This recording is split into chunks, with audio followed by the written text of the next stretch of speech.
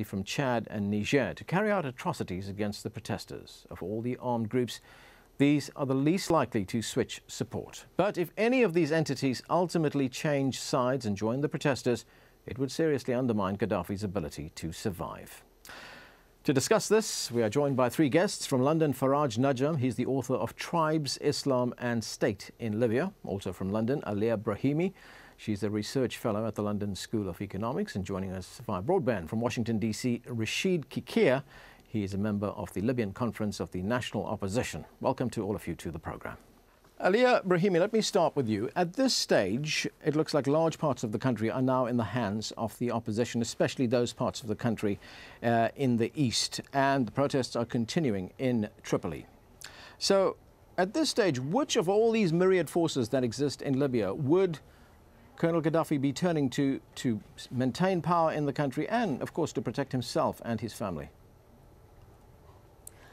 I think Gaddafi will be turning to the elite guard, elite revolutionary guard that he's always relied on.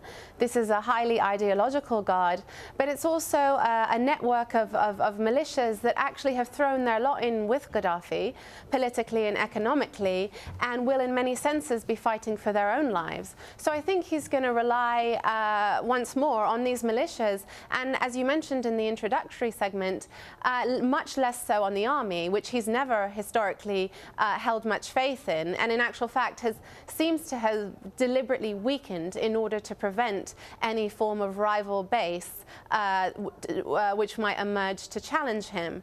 So I think in the first place he'll be relying on his militias, and in the second place I think he'll count on the loyalty of parts of his tribe who for the same reason, who have also thrown their lot in with the regime and who are identified with Gaddafi's rule and who have a lot to lose if Gaddafi was to be ousted from power.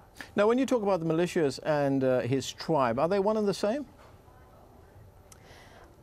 Not necessarily, not as far as we know, but in actual fact, some of the key security posts are thought to be staffed by members of his own tribe, but his sons actually, and I think we mustn't dwell too much on tribes.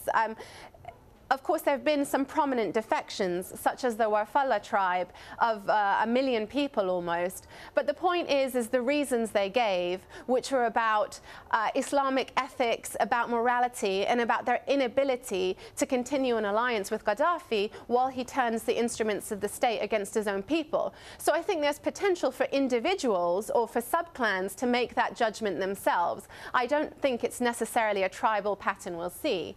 But there's also the element of his family, and we know that his son Khamis, who's done very well in the security forces, that's how he's defined himself, he seems to be in charge of a brigade known as the 32nd Brigade, or sometimes I've heard the 2nd Brigade, of 6,000 to 8,000 men. Right, I want to get to the family breakdown in just a moment, but let's go to Faraj Najam, who's in London. Mr. Najam, the Libyan leader has done something which neither the Egyptian leader nor the Tunisian leader, who both, of course, lost power, did, and that is use his air force against civilians. Now, who would be staffing that air force, and who would have made that decision to unleash the air force and strafe civilians during these demonstrations? Well, these pilots, some of them obviously are ideologue but also loyal to the regime, and some of them are fellow tribesmen to Gaddafi. We know that some of them have awakened conscious, and the like of those two airplanes which just fell just near Jabbia. One of them has the same surname as Gaddafi, so one of them just felt, you know, this is not right, and he didn't do it. He just let his airplane fall down and he jumped out of it. But there will be pilots from all over Libya, professional, but there are some hardcore committed thugs who would be willing to do just that for him. You say there are some who are hardcore, who would have undivided loyalty, but does that mean that there are some whose loyalty cannot be counted upon, that they could easily fly? Well, we have seen some of them fly their jets out of the country into other countries. Yes, well, the majority have defected to the people, to protesters, and the other ones who are economically, socially, tribally speaking, are connected and interlinked with the regime, and they know that if the regime is going to go down, Gaddafi to name one, they're going to go down with him. So they are hardcore committed thugs, just like him, and they wouldn't mind going it all the way. They feel that they've got their back against the wall, so they have no chance and no other choice but to fight to the end. But they are minority, I would say. Rashid Kikia, we heard just a moment ago Ali Brahimi talk about the role that Gaddafi's family plays in these militias. What do we know about this role? It would appear that each son in the family, those who are active in the family politically, have their own little militias. Yes, first of all, I would like to thank you for having me in here, and would welcome your two guests as well. Unfortunately, yes, Gaddafi does not trust no one. And the only people that he will trust, I guess, is his own sons. Plus, Gaddafi played a very, very, very big role with one of his closest people to him, which his name is Khalifa Hanish. And he was really, really on taking care of the affairs around the tribes in Libya. Gaddafi's number one is he's trying to get the loyalty for all of them to him. And basically, what we're looking at, and as far as I know personally, which my contact with other tribes, they are very, very understanding what kind of person he is. Plus, if we see even on the army itself, it has so many different tribes in it. And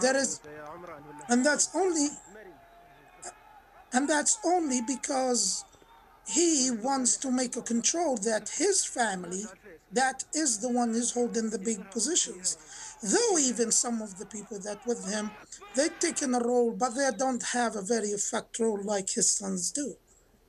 Faraj Najam, is there any reason to question the loyalty of even these militias, even those that belong to the family, the Gaddafi family? Is there any way that they could perhaps change their loyalties, change their allegiance and join the protesters? Indeed, they would. I mean, if we were to give them a ladder to climb down on, they would. I mean, we've seen that in Benghazi, for example, a section of the Gaddafi tribe did denounce him and did distance themselves from him and his regime and his evil deeds. So the majority of the Gaddafi, they just don't know where to go, and they are really squeezed and between a rock and a hard place. And therefore, we will see, we wait and see what happens to the Gaddafi in and around Sirte and where they're going to go, because even though some of them have been saying that they are in support of the regime, but I think there's a good section of them, they wanted to go in the way that most Libyans have done, and this, they should be encouraged to do so. Ali Brahimi, what about rivalry between the sons themselves? We understand that there are tensions between family members in the Gaddafi family. Is that likely to affect what is happening right now?